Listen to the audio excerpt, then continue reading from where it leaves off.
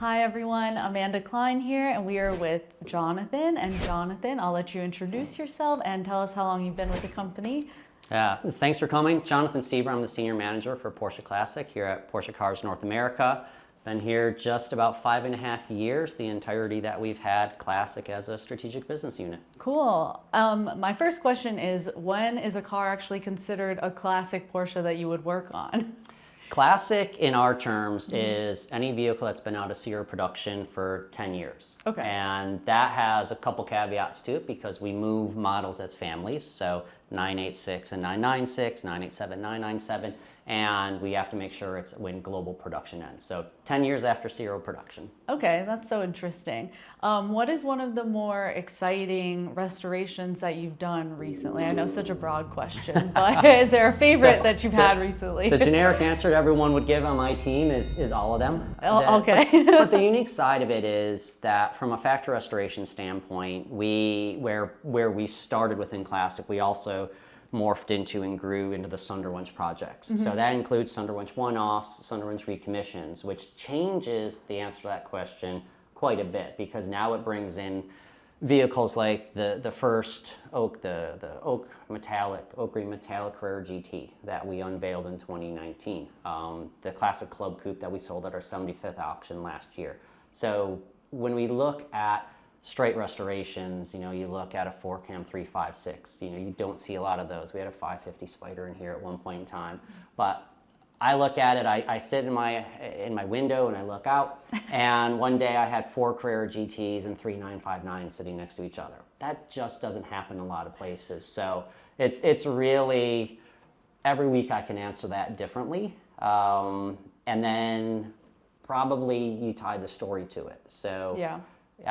One of my answers to that would obviously be we did a first generation Boxster. Oh, and cool. people really question that, but the story behind it and the fact that a car that doesn't have extreme value in financial terms, when we unveiled the car here in our lobby, you had a father and son both in tears. Aww. So it's really, maybe it's what's moving you that day. Yeah. But it's a fascinating journey to think about because yeah, it's easy to say all of them because they all have a distinct characteristic. Yeah, that's cool. That makes sense too, for everyone to be able to kind of relate to them differently.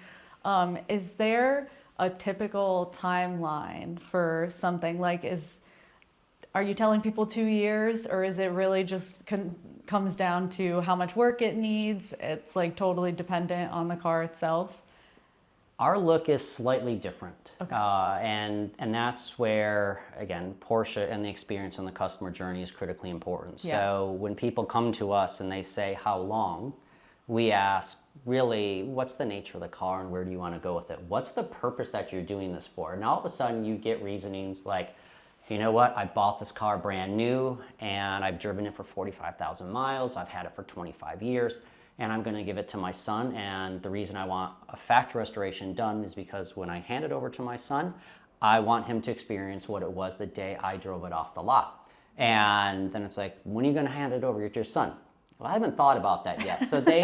So we get to build a timeline over what they want that experience to be. Others are like, this present is going to be a present for my daughter at her wedding. Okay. When's her wedding? Yeah. She's not dating anyone right now. So it's a lot of these things play in, and very few people are, I need it now.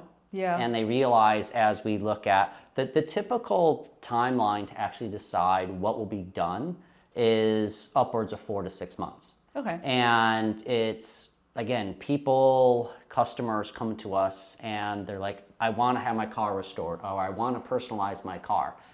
And when you actually start breaking down what is possible and what that means, they start creating a different journey on their own. And what does that mean to them? Because usually it's, I want to restore the car, and that means it's going to be better. Unless if you're doing something that's going to be a Concours car. So we go very in depth in what that personal relationship is with them in the car, and that takes time, and we really make it on what their terms are. And sometimes that's 8 months, sometimes it's 6 years. That's cool. I appreciate that it can kind of be up to the person. Like if they just want it turned around, they want it spruced up a little and returned back for a graduation date later this year, you can make that happen if it needs to. For you specifically, what are like some of the main challenges that you face on a day-to-day basis with restoring cars like this? There's no doubt finding the right expertise. So in launching this facility just a year and a half ago, we've got a very, very long growth path ahead of us. And we actually intentionally set that at over 10 years. And one of the things that we do, we're a complement to all the Porsche centers. We don't compete with them. We want to make sure we're supporting them. Oh, nice. So we need to take that to account into all the services and whom we bring in to work for us. We also have our sister facility over in Germany as well. So they opened up their new facility just a year before us, a year to the day. And so we were fortunate that we could design both of those buildings together and say, okay, cool. What do we want as far as technologies, tooling, capacities, capabilities? What do we want to overlap and what do we want to have unique in Germany versus the United States? So it created some unique equations on, again, what the customer journey is, where difficulties are going to come in, and 3, 5, 6 tooling. So what do we want to replicate? What do we want to make sure if there's only one of them in the world? We're like, okay, let's keep that only in Germany, and that's not bringing any risk to that. So part of it is the experience that we're looking for. Mm-hmm. Part of it is certainly not all parts exist. So sometimes we get a vehicle completely apart and then we're like, we need to recreate this part.